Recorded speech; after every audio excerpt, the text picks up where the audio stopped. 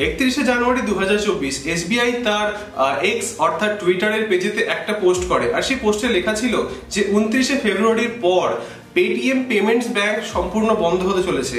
আর যাদের যাদের এই পেটিএম পেমেন্টস ব্যাংকে অ্যাকাউন্ট আছে তারা 29 ফেব্রুয়ারির পর কোনো রকম ট্রানজ্যাকশন করতে পারবেন না।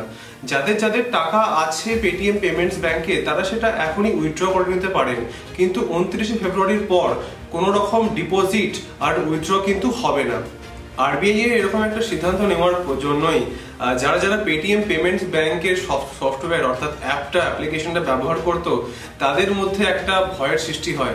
তাই এই ভয়টা কাটানোর জন্যই পেটিএম এর যে সিইও এন্ড ফাউন্ডার বিজয় শেখর শর্মা তিনি তার পরপরই একটি টুইট করেন, যাতে তিনি বলেন যে ভারতবর্ষের মানুষ এত বছর ধরে ঠিক যেভাবে পেটিএম কে তাদের ভরসা আর বিশ্বাস দেখিয়েছে, যে ভালোবাসাটা তারা দিয়েছে, এখনো যেন এইরকম একটা সিচুয়েশনে বা অবস্থায় তারা যেন পেটিএম কে একইভাবে ভালোবাসে আর যেন সমর্থন করে। কারণ এই সময় পেটিএম এর সব থেকে বেশি পরিমাণে তাদের ইউজার অর্থাৎ ব্যবহারকারীদের অর্থাৎ ভারতবর্ষের সাধারণ জনগণের তাদের সমর্থন অর্থাৎ সাপোর্টটা খুব প্রয়োজন। আর এই সাপোর্টটা খুব বেশি করে চেয়েছেন পেটিএম এর ফাউন্ডার এন্ড সিইও বিজয় শেখর শর্মা। আর তিনি এটাও মেনশন করেছেন যে তিনি এবং তার টিম দিনরাত এক করে এই পেটিএম এর সমস্যাগুলো সমাধান করার চেষ্টা করে চলেছেন। আর 29 ফেব্রুয়ারির পরও সবাই পেটিএম কে এখন যেভাবে ব্যবহার করতে পারছেন ঠিক একইভাবে যেন ব্যবহার করতে পারেন সেটা তিনি নিশ্চিত করবেন। আরবিআই এর এই সিদ্ধান্তের পরই প্রায় 2 দিনের মধ্যে পেটিএম এর শেয়ার 20% কমে যায়, আর পেটিএম এর স্টক মার্কেটের যে র্যাঙ্কিং সেটা অনেক কমে যায়।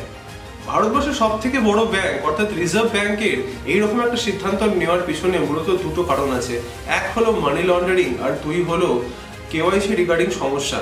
বিগত কয়েক মাস ধরেই reserve bank of India Paytm payments ব্যাংকে সতর্ক বার্তা পাঠাচ্ছিল যাতে তারা তাদের সফটওয়্যারে অর্থাৎ অ্যাপ্লিকেশনে এই মানি লন্ডারিং সংক্রান্ত সমস্যা আর কেওয়াইসি সংক্রান্ত সমস্যাগুলো মিটিয়ে নেয়। কিন্তু এতবার নোটিফিকেশন দেওয়া সত্ত্বেও তারা তাদের অ্যাপ্লিকেশন অর্থাৎ সফটওয়্যারে হওয়া এই সমস্যাগুলোর সমাধান করতে পারেনি, যার জন্য রিজার্ভ ব্যাংকে এরকম একটা স্টেপ নিতে হয়।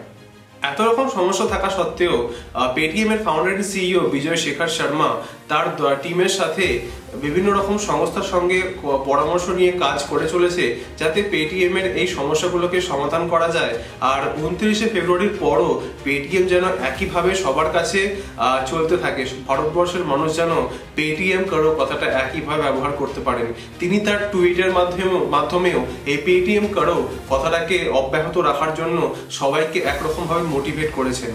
তো ভিডিওটা ভালো লাগলে চ্যানেলটা সাবস্ক্রাইব করো, আর ভিডিওটার কোনো ইনফরমেশন কাজে লেগে থাকলে তাহলে ভিডিওটা একটা লাইক করে দিও। দেখা হবে পরের ভিডিওতে।